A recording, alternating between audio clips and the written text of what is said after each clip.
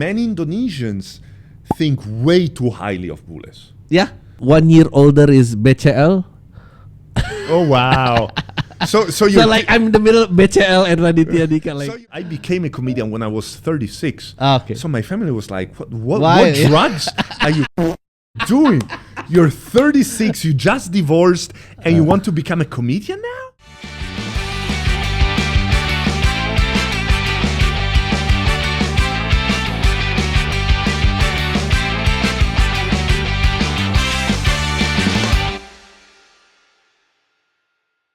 Ladies and gentlemen, I'm very excited because this is it. This is the first episode of Bule GoVlog. And for the first episode, we went all out. Because this is the first episode, this is what I was thinking. I was like, for the first episode, like we need the OG, the number one podcaster. And so the names that I thought about were Adriano Qalbi and Joe Rogan. And obviously, we chose Joe Rogan, but he didn't answer our messages. Adriano did though, and yes, this year. Yes. Number one as in as the first, right? Not the highest, right? Not the most popular. Both. You're number one in our hearts. Number one as the one who started it, not really the one who leads about. He's the. Thank you very much for being here. My pleasure as well. Are we gonna do this in full English or Indo-English or? I know. Almost no Indo, sedikit. Almost no Indo. Wow, you really have no expectation at all, I guess. Exactly. It's for my mom, you know. This no, but actually, this is the thing. You know, you're an Indonesian guy. Yeah. You want to refresh your English. You want to learn your English. Yeah. You listen to this podcast. Okay. So how I like to ask a foreigner. So how do you think about our new president? Is this the president that you guys approve? Oh, I approve everything. I stayed as far as possible as the election because my goal for this election was not to get deported. That was my first goal. Okay. I think you choose the right one if you don't want to get deported. You know? Yeah? Yeah. Okay. Other candidates will use, you know. No, I love everybody. I'm okay. I'm just pro-Indonesia. Okay. Because also that's the problem. I've already been cancelled in Malaysia, so it needs to be... really? Oh, yes. What happened in Malaysia? So I posted a set.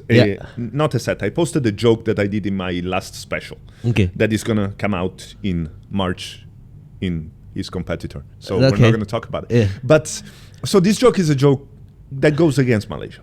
Oh, okay. And like who owns rendang, is it? No, exactly. Yeah, precisely. Is actually a joke that talks about the country slogan, the tourism slogan. Oh. So I start with wonderful Indonesia, and I go up. I talk about 7-8 slogan, and I talk about the Malaysian slogan, and then the punchline is that Malaysia they should rebrand their slogan we steal everything from Indonesia. It went completely viral, and I started receiving, I think, at least a dozen plus death threats from Malaysian, and hundreds, if not thousands, of messages and comments saying that they want to. Wow. And so I just run with it, and now I'm. So you're banned. Is there any official letter from the government? No, but I have several people that want to kill me if I go there. Okay. And that's why my next special that I'm working on, I'm writing, is going to be called "Cancelled in Malaysia." That's. I'm gonna go all in. Right. So yes, but yeah, Adriano. My first question is about your name. Yeah, which is an Italian name, obviously. Yeah. So I also have no idea. You have no idea because Adriano is a powerful name. Oh, really? So Adriano was one of the emperors of Rome. Oh. Was one of the first emperor after AC, after Christ. I think he was born in 77 AC or something like that. And he's considered one of the good emperors. And one of the things about Adriano is that Adriano was very connected to the arts. He's one that really brought out the theater and the arts. I doubt this would be the reasoning. Okay. From my parents, you know, it's. I don't think they have a reference to reach there. Maybe the football player.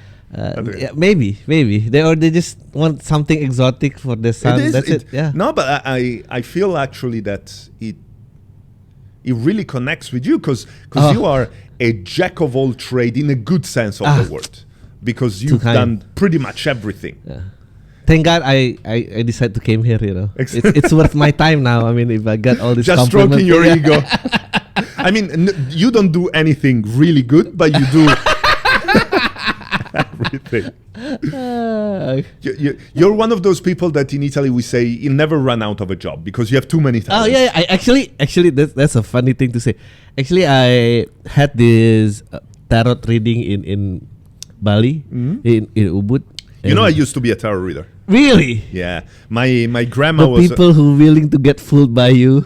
no, my grandma was a proper witch. Oh, really? She told me when I was 10, and in Bali I did tarot. I was at one point the most expensive tarot reader in Bali.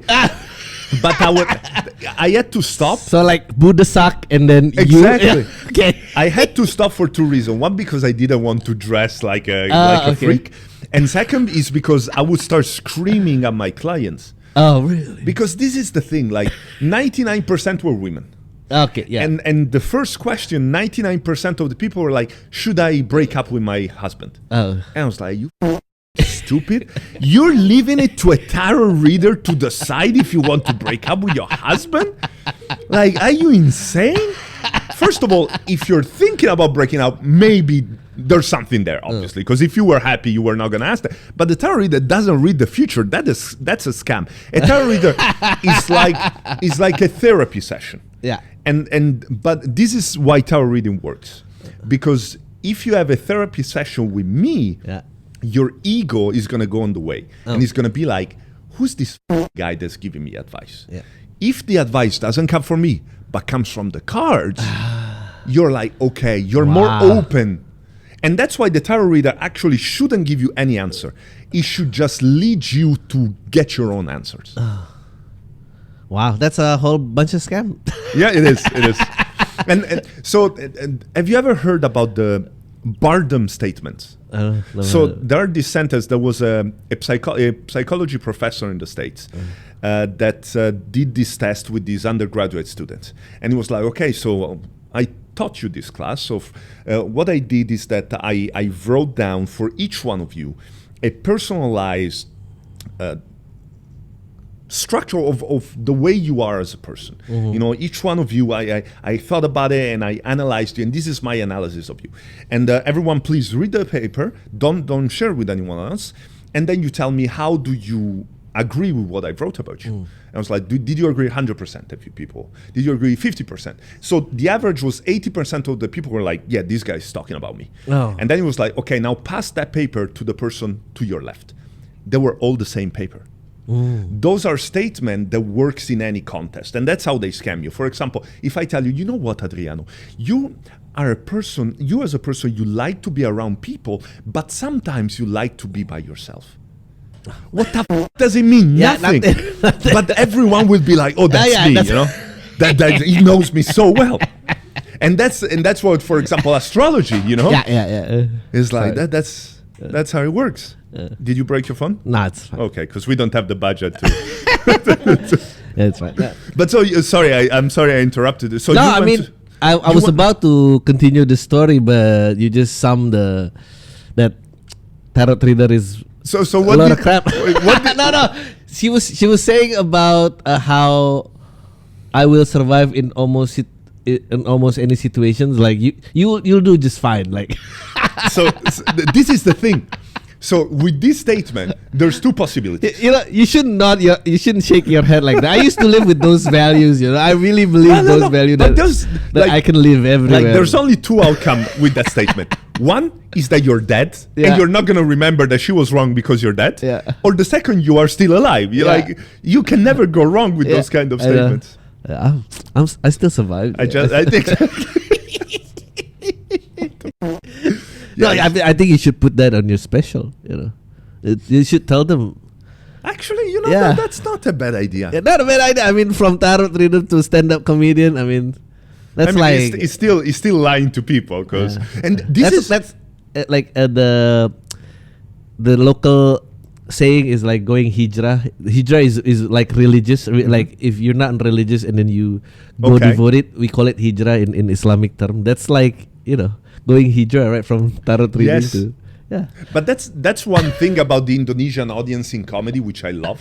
Like many bules, and like I perform in Australia and South Africa, like they expect everything you say to be a lie. Okay. Indonesian think everything you say is the truth. Yeah.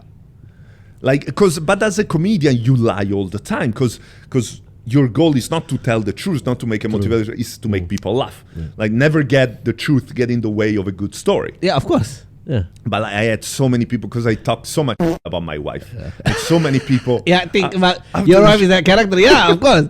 I mean, you need to exaggerate the character to it fits your story, right? But really, your wife does that? No, of course she doesn't. Yeah, of course she doesn't. You know, I always love how white people react every time I mention a Muslim word. Even like it's, oh my God, what is he gonna say? No, it doesn't sound anything. So many. Well, for example, "Allahu Akbar" is the scariest sentence that you can say to a white person. Yeah. But like, I had so many friends that when I said, first of all, I don't know why many Westerner don't know that Indonesia is a Muslim country. Yeah, well, because they say Asia, they're gonna be something else. Yeah. But when I say is a Muslim, people are like, oh no, really, and they get so scared. Yeah. There's I think she's Egyptian. I think she's born in Egypt. She's American now. She was saying, it's hard to say, what do you call it? Istilah, sorry, siapa namanya? Kalau Islam mau perang tuh apa namanya? Bahasa ininya, Arabiknya? Yang willing to die for something, itu apa? You don't know the Arabic word? Nah, it's also all bad Muslims. English, Indonesia mix up. Apa? Jihad. Oh yeah, of course. She was saying I cannot say jihad anymore. Oh, you think in America, I cannot say jihad but jihad literally only means my struggle. Oh, jihad is only means my struggle. So I'm willing to struggle for something. You exactly. know, that's what jihad actually means. That's the literal mean. So she was saying. So now I like to switch it up and say like Mein Kampf. Because it's actually mean the same thing. Mein Kampf, for the people that don't know, means my struggle, but it's also the title of the book Hitler wrote when he was in jail, and it's basically the Bible of Nazism. Yeah, it's Her name is Dina Haslim, I think. Yeah, Egyptian Muslim American comedian. She's a funny one. I cannot say jihad anymore. Now I say Mein Kampf. That's a good one. But yeah, Adriano. Yes. Let's get into it. So, because you do first of all, actually, the first question is, when did you start podcasting and why did you start podcasting? Because it was only you in this country, pretty much. I started podcast, I think it was almost 10 years ago, though.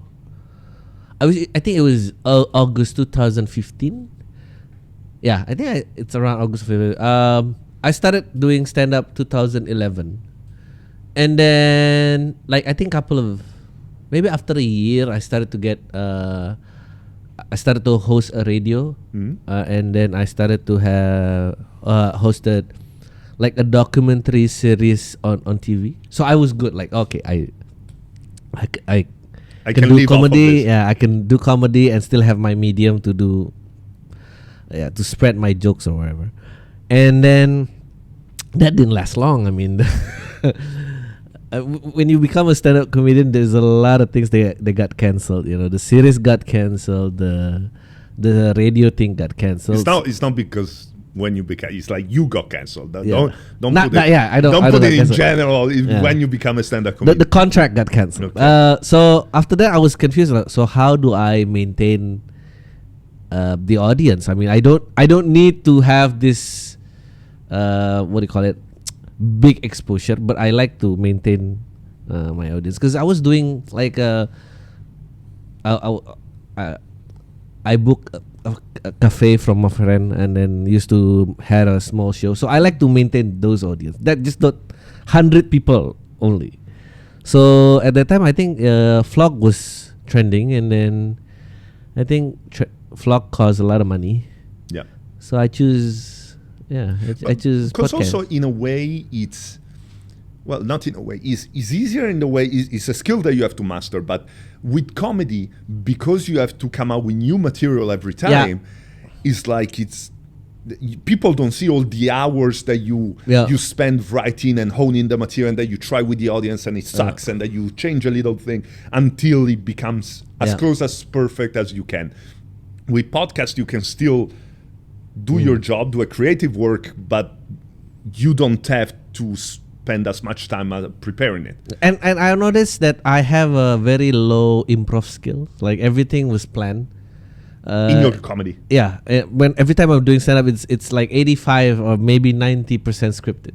And then when I started out, if it doesn't go your way, you still continue your set. Yeah. Which is a stupid thing to do. You know, it's until you die. Yeah.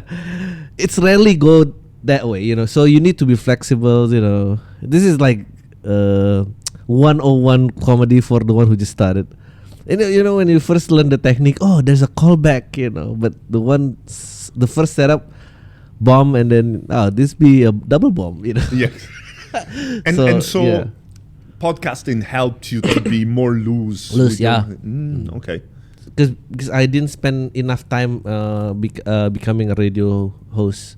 I think Panji has a longer career in radio. Panji, Soleh, so he's very quick that way. So I was envy of that.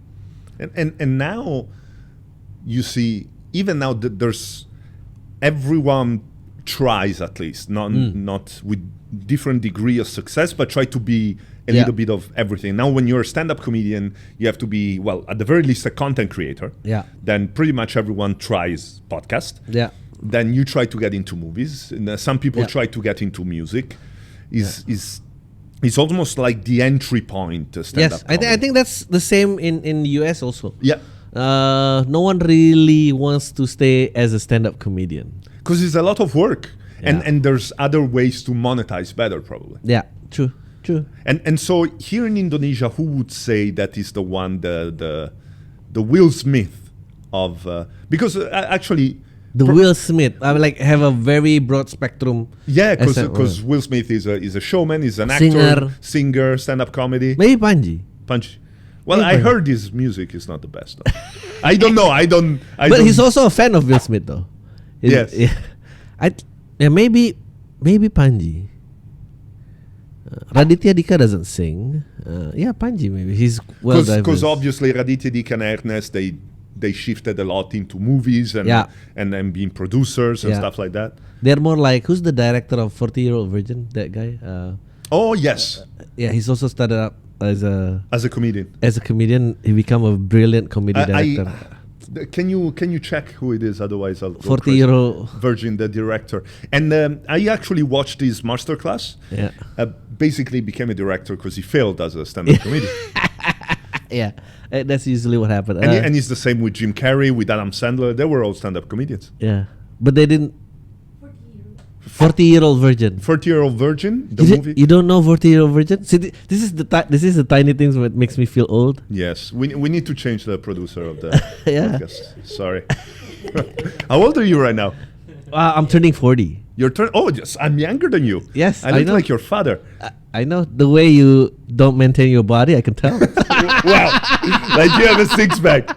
Actually, you know that since my son was born, his birthday was yesterday, I gained something like 30 kilos. Oh, wow. That's insane. Yeah, I'm too happy, man. Oh, God. I can't do it anymore. I gave up. This is like almost 2 months running without smoking. Oh, wow. Yeah. Hopefully it didn't break. But when you say running without smoking, you don't smoke or you also run? I also run. No, I mean, it's running for 2 months. Running for 2 months. How long do you run?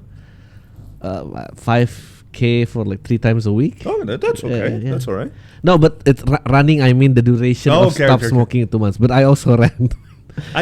This is the thing. I never been addicted to nothing.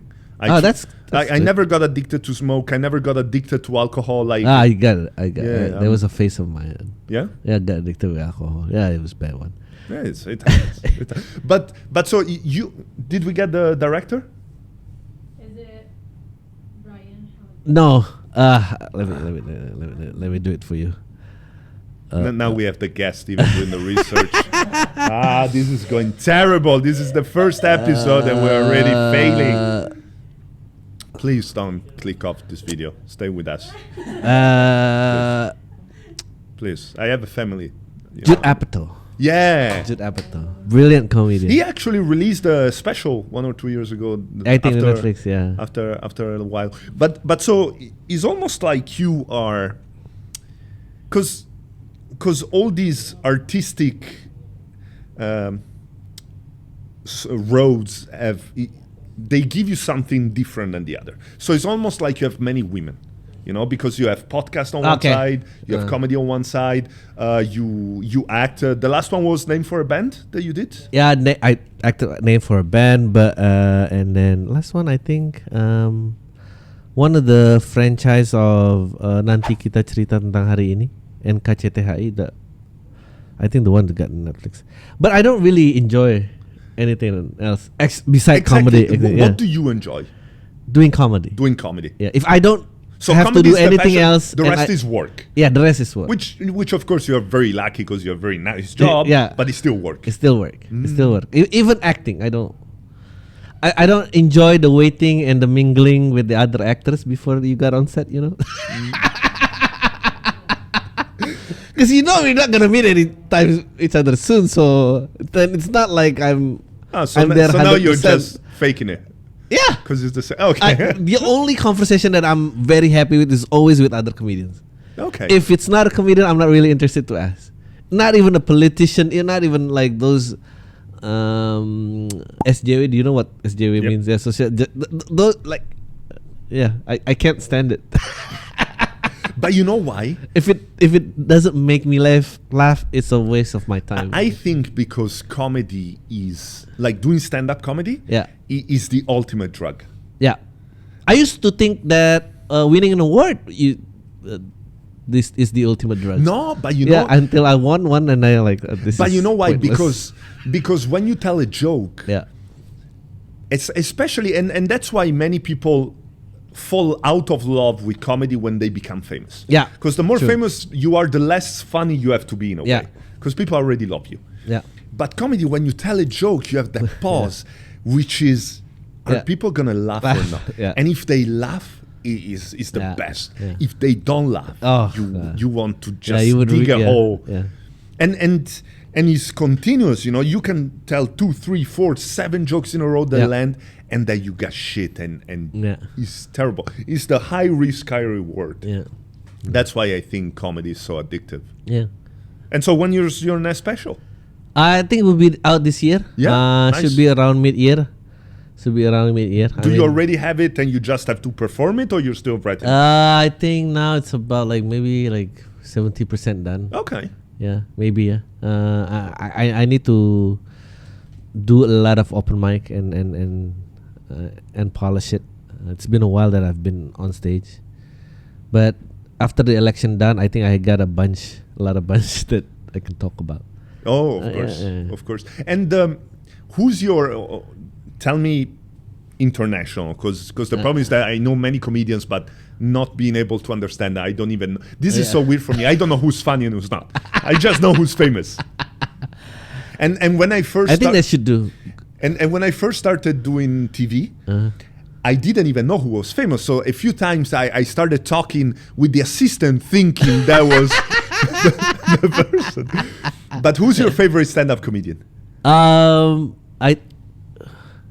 I think Bill Burr. Bill Burr, it's a legend. Yeah, the way he crafts, I think the best thing about him is his point of view, and how he go against the stream, and he know how to argue until, he make the whole consensus. Yeah, because he say outrageous things, but then when he explain it to you, you're like, he's kind of right. I agree with it. Maybe him. There's every time I get this question, I always forget how to answer it. Bill Burr, maybe, and then who else? Who's that modern day Seinfeld? Curly guy, Jewish. They're all Jewish in the US. All the comedians are Jewish. Let me. This is. Oh, bad. you are getting old, huh? I You am forget getting names. old. When is your birthday? 40-year-old, right? 26 July. Oh wow. It's gonna be soon. Mark Norman. Oh yes. Mark Norman. Yeah.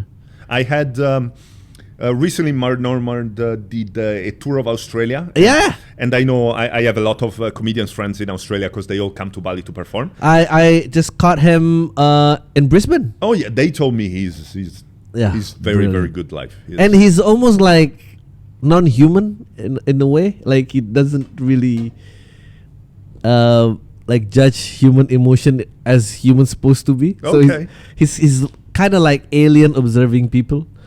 So that's how I look at And it. I mean, okay, so how would you describe your comedy then? I try to if there's a popular opinion out there, I purposely try to go against it, Okay. even though it suits my personal point of view. But I try to against it because that's how things get interesting. Yes. Yeah. Even now, like in social media, I only follow people that I hate.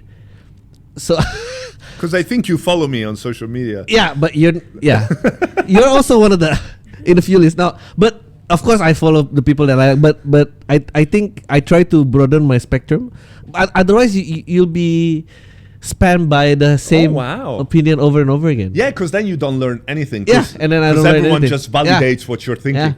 Yeah. A lot of vocabularies need to be updated. A lot of especially with the Gen Z word and everything. I mean, we cannot stay like you don't know 40-year-old virgin. You don't want to be that guy. I'm trying to work on a joke because every year each country declared the word of the year. Okay. So I'm trying to work on that. The word of which I still don't know what it means. The word of 2023 in the US was Riz. Do you know what that means? I know what it means. What does it mean? Riz, right? Yeah. It's short from charisma. He got Riz. Okay. Yeah, even he got charisma. Okay. I'm too See, old. I mean, So well, you're still connected. You're yeah, still I try to be. you're still young. I like to be that old guy in the club who still dance along with the music. You know what's the worst thing? So I don't party anymore. Okay. Like if I go out is Yeah, because I'm performing and then I Yeah. get home immediately. Yeah. But I think a couple of weeks ago, my cousin, who's in his 50, came to Bali. And he got his fourth divorce. Oh. He's a crazy guy. Okay. And he's multimillionaire. He works in Microsoft. But Yeah. 4 divorce, 5 different kids or something like that. And so he was in Bali to find a sugar baby. Yeah. And so he brought me, and because I'm in Bali, I went to all the beach club with him. And I realized I'm the guy that I was like, who the fuck is this guy doing in a club at 40 when I was a kid? And now I was the creep.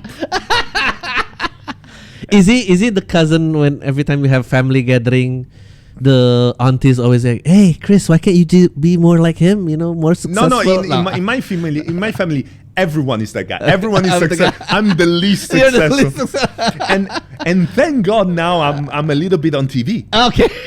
Because before everyone was just hating on me, but now that I'm on TV, people are like, wow. you know what, Chris is not that bad, Because my family, everyone, I'm the poorest of my Okay. family by far. Because Well. all the money I like. Tarot reader is not really hard to beat. No, but in Italy we say that I have a hole in my hand. Okay. Because the money that comes in, It comes out. Okay. Yes. Oh.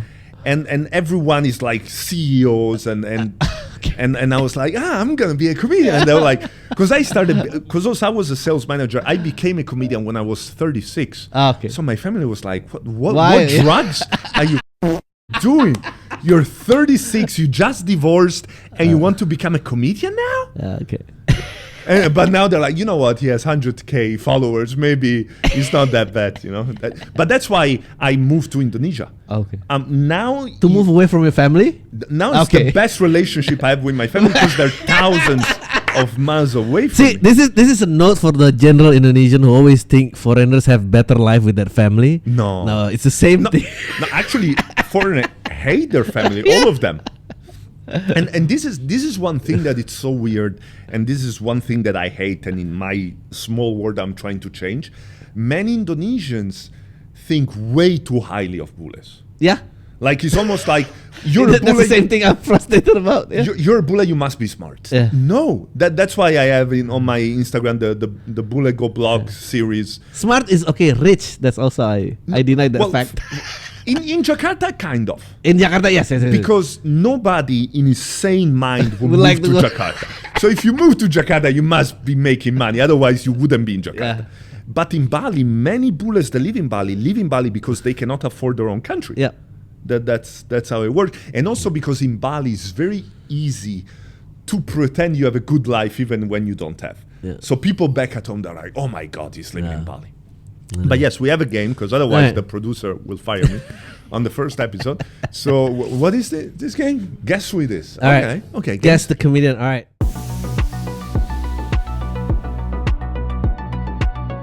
By Let's the go. way, this is the first time we have a game session.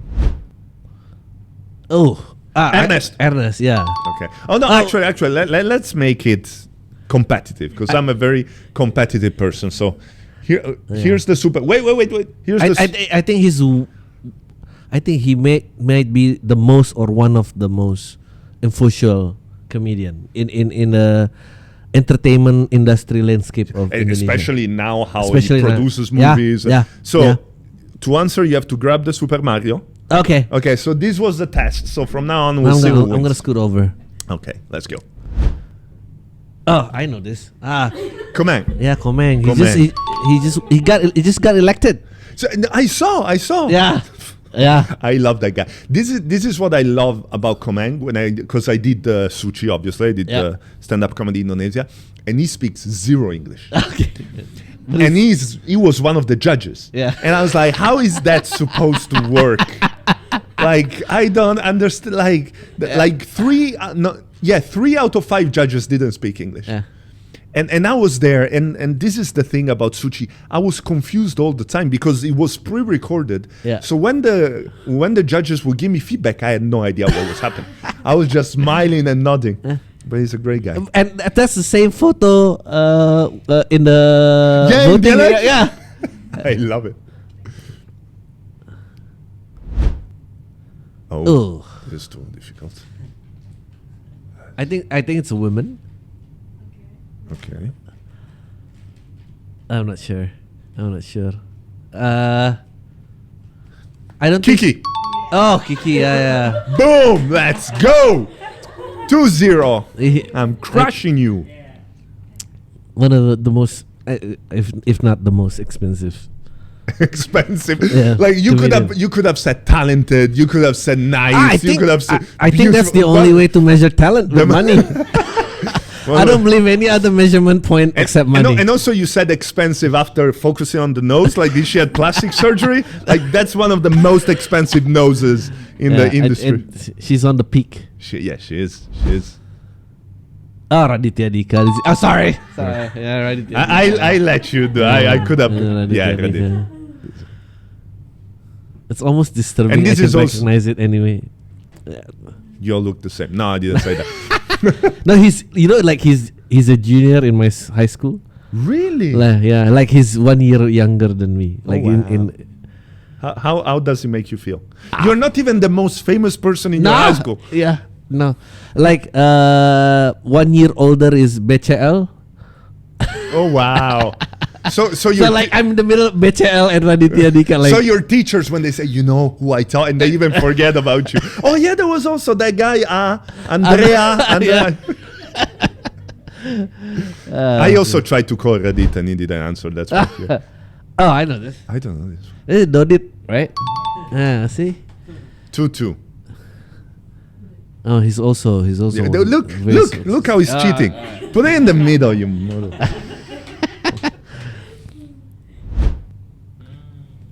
Is this Indonesian? Russell Peters? No? No? Who's that? No, wait, let him. I think Russell Peters though. I think you're right. Go reveal. Go to the next.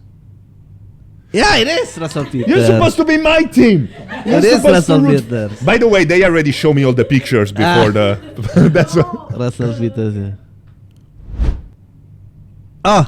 Siapa nama dia? Wong like is. No, it's fresh from the boat. I think his hair is. He's the one that did Crazy Rich Asians. Yeah. And oh, not fresh from the boat. That's a different guy. J who? Jason? No. Jeez. I give up. Give up. I know Jimmy O Yang? Yeah. Yeah. Jimmy O Yang. Jimmy O Yang. Jimmy Yang. Who's this? That actually looks like my wife's nose. Oh, Kevin Hart. Kevin Hart. Of course, it's Kevin Hart. I think this is way before he's famous. Oh no, before he had Botox and. So my wife looks like Kevin Hart. That's nice. It's good that right now she's at home in South Africa. Otherwise tonight I would have slept on the sofa. Oh, come on, it's easy. The zebra from Madagascar. Chris Rock. Chris Rock, one of the goats. How many do we have? 42 names. That's. Okay, so I already won, but this one, Are, critic. Oh wow! I'm so good at this, and you didn't even put one picture of me. Jesus. I mean, I understand you didn't put one picture of it. This is easy. Okay, answer. It's okay. Panji. Yeah, this is Panji. Young Panji. They still have hair. Also without the bottle. Oh yeah, it's already bald. When he hasn't had beard, I mean. Yeah. And about Panji. Yeah. I have so much respect for Panji, like more than you, for example, because like what he did. Does it mean I'm funnier? No, you said you don't respect. I never said that. No, because you said that's how people go a long way to compliment. If it's not funny, then you say respect. Well, the thing is that I never heard your jokes because okay. But I heard Panji's joke in English. Oh, okay. So yes, you're funnier. No, fuck Panji, please don't cancel me. No, but what he did is like he was in such a position and still is such in a position of power in Indonesia, and to be like, you know what, fuck it, I'm gonna start from zero and try to make 7,000 in the same room. That's and then the week after he had like 4 people in New York. Yeah, that is so insane. Yeah, I don't know why he did that though. I'm serious. Well, on one side, it's like he has everything already. Okay, yeah. In Indonesia, so it was like, you know what? But that must be such a ego hit. Yeah, you know? Yeah. Because that's the thing that we were talking about. The more famous you are, the less funny you need to be. Yeah, like true. Panji did a show in Bali, in a venue where I work with. I do show in that venue. And I wasn't there because I was in South Africa at the time, but he did this show in English. And the people, my friend, my Bule friend said, yeah, he was funny, but people would cheer at anything he would say.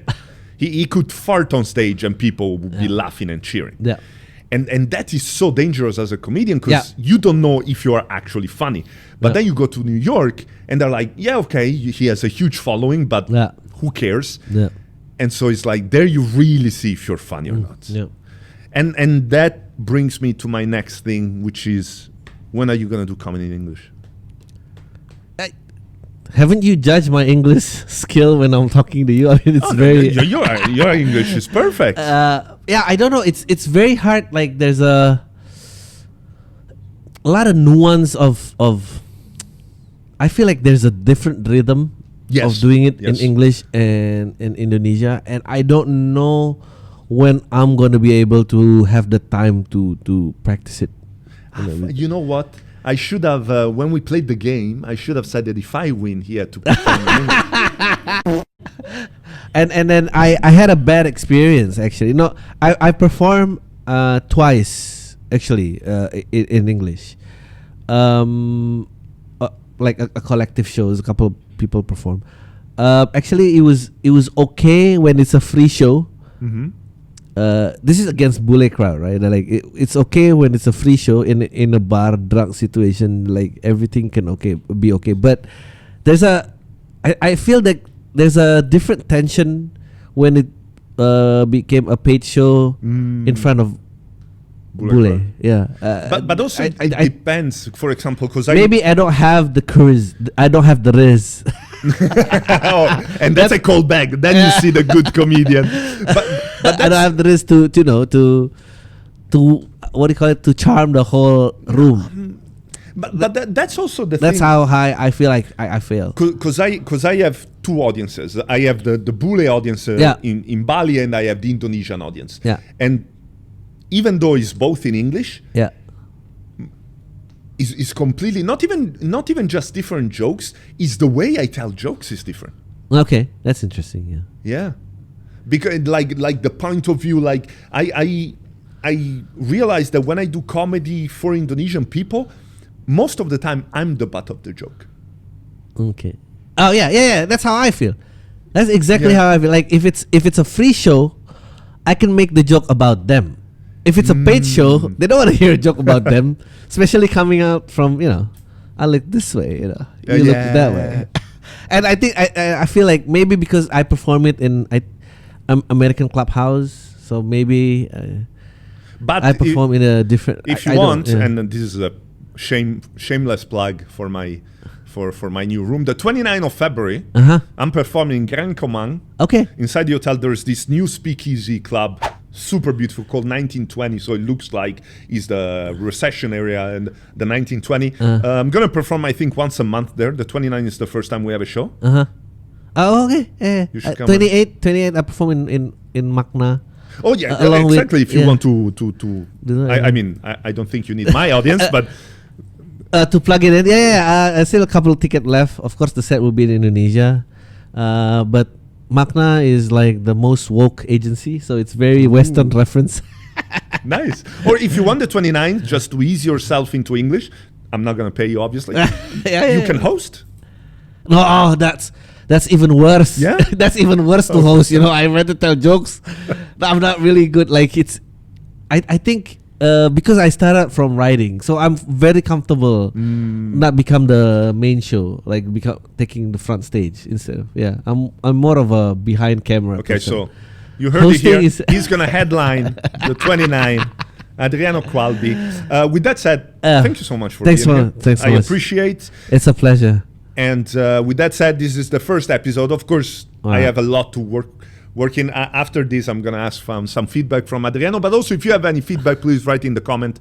And with that said, thank you very much. I'll see you next time.